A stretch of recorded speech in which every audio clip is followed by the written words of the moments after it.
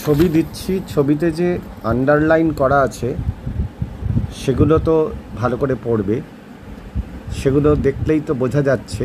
তবু আমি চেষ্টা করছি যে এই তড়িৎ শক্তির সঙ্গে জীবজগতের সম্পর্কের ব্যাপারে আর কিছু কিছু দুটো একটা কথা বলার, যদিও আমি মনে করি না সেই কথাগুলো খুব জরুরি, বাড়তি কথাই, কারণ এখানে সবই লেখা আছে, তোমরা ভালো করে পড়লেই সবটা বুঝতেই পারবে।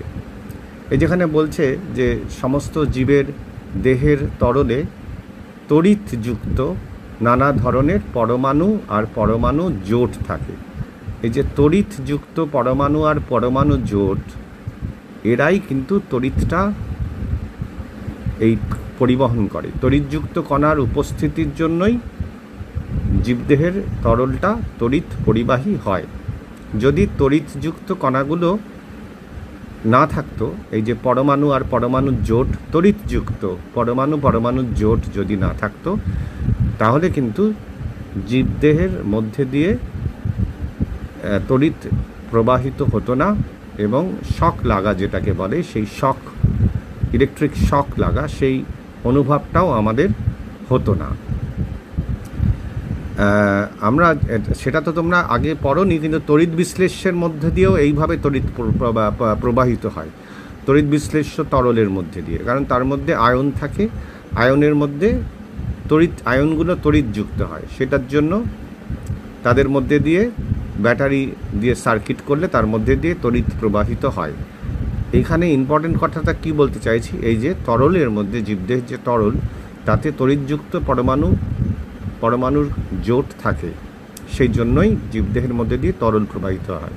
এ হলো এক নম্বর কথা। মানুষের শরীরেও এইভাবে তড়িৎ প্রবাহিত হয়, হাতির শরীরেও এইভাবে তড়িৎ প্রবাহিত হয়।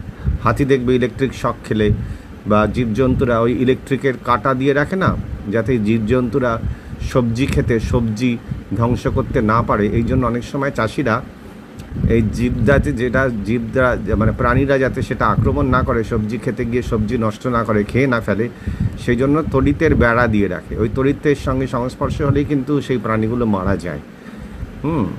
কারণ ওই সব প্রাণীর ক্ষেত্রেই, শুধু মানুষই শক খায় তা নয়। তারপরে 2 নম্বর কথা হলো জেলিফিশ আর ইলেকট্রিক ইল, এই দুটো মাছের কথা বলছে। জেলিফিশ আর ইলেকট্রিক ইল, এই মাছের কথা। তা এদের দেহের মধ্যে কি আছে? এদের দেহের মধ্যে বিদ্যুৎ উৎপাদনের ব্যবস্থা আছে, বিদ্যুৎ তৈরি হয় এদের দেহের মধ্যে, এবং সেটা তাদের একটা অস্ত্র। সেটা তাদের অস্ত্র কেন? এই তীব্র তড়িৎ তারা তৈরি করতে পারে নিজেদের শরীরের মধ্যে।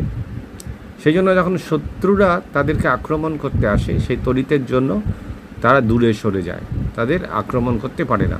সব প্রাণীরই এইরকম শত্রুর আক্রমণ থেকে বাঁচানোর জন্য তাদের প্রকৃতি কিছু উপাদান দিয়েছে। তা সেরকম জেলিফিশ আর ইলেকট্রিকের ক্ষেত্রে উপাদানটা হচ্ছে যে তাদের দেহের বিদ্যুৎ উৎপাদন ব্যবস্থা, সেই জন্য তারা তড়িৎ তৈরি করতে পারে। এই জন্য অন্য শত্রুরা তাকে আক্রমণ করতে এলে শক খেয়ে যাবে, সেই জন্য আসে না, দূরে থাকে। তারপরে তৃতীয় পয়েন্টটা হচ্ছে হৃৎপিণ্ডের পেশি, সেটা মানুষের ক্ষেত্র, অন্য প্রাণীদের ক্ষেত্র। সেখানে তড়িৎ উদ্দীপনা তৈরির জন্য উপাদান থাকে, এবং সেজন্য এই যে হৃৎপিণ্ড থেকে যে তড়িৎ উদ্দীপনাটা হয়, সেই উদ্দীপনার জন্যই হৃৎস্পন্দন তৈরি হয়। ধুকপুক করে হৃৎপিণ্ডটা চলতে থাকে, তাই তো, ধুকপুক করে, যেটা কি হয়, সারা দেহের মধ্যে বিদ্যুৎ তরঙ্গের আকারে ছড়িয়ে পড়ে। এবার হচ্ছে স্নায়ু, 4 নম্বর পয়েন্ট হচ্ছে স্নায়ুর কাজ।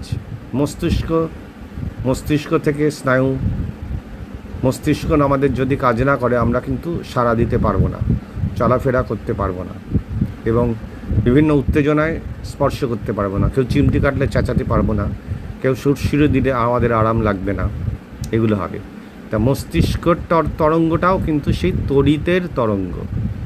সেখানেও অসংখ্য নার্ভ থাকে, স্নায়ুকোষ থাকে। সেই স্নায়ুকোষের মাধ্যমে বিভিন্ন তথ্য পরিবাহিত হয়। এবং কীভাবে পরিবাহিত হয়? তড়িৎ উদ্দীপনার মাধ্যমেই পরিবাহিত হয়। তার ফলে পেশির সংকোচন প্রসারণ, মানে ছোট হবে বড় হবে, এইটা হবে, এবং আমরা তার জন্য চলাফেরা এবং করতে পারবো এবং জীবের উত্তেজনায় সাড়া দিতে পারবো। নার্ভের গণ্ডগোল হলে মানুষ কিন্তু চলাফেরা করতে সমস্যা হয় তখন। বুঝতে পেরেছো? এবং আমরা চিমটি কাটলে বুঝতে পারবো, সুরসুরি দিলে আরাম পাবো, এইগুলো আমাদের হবে।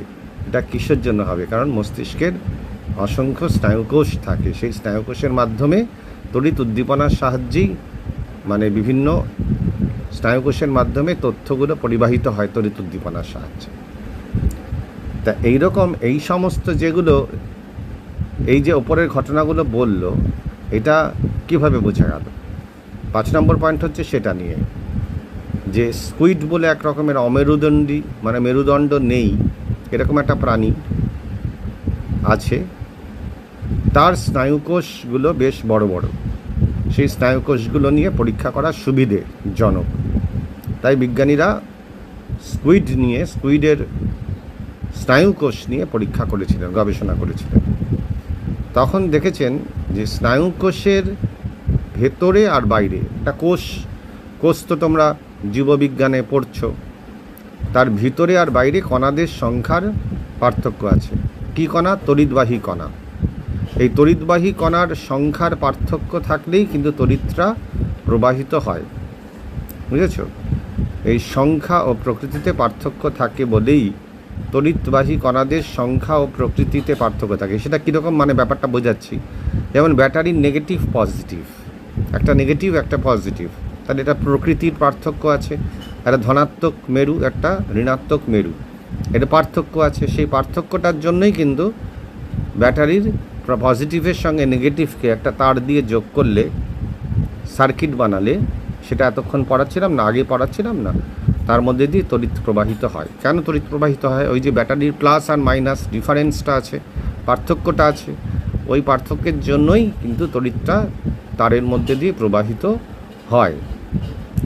তার স্নায়ুকোষেরও এরকম ভেতরে আর বাইরে তড়িৎবাহী কণাদের সংখ্যার আর প্রকৃতির পার্থক্য আছে। এই প্রকৃতির পার্থক্যের জন্যই হচ্ছে তড়িৎবাহী কণার পরিমাণের মধ্যে পার্থক্যের জন্যই তার মধ্যে দিয়ে, স্নায়ুকোষের মধ্যে দিয়ে বিদ্যুৎ পরিবহন হয়, বিদ্যুৎটা পরিবাহিত হয়। বুঝতে পেরেছ? এইটুকু আমি বোঝানোর চেষ্টা করলাম আমার সাধ্যমতো। যদিও এখানে আমি আবার বলেছি আন্ডারলাইন করাই আছে, তোমরা নিজেরা পড়লেই ভালো করে বুঝতে পারবে, সেটা পড়ে দেখো।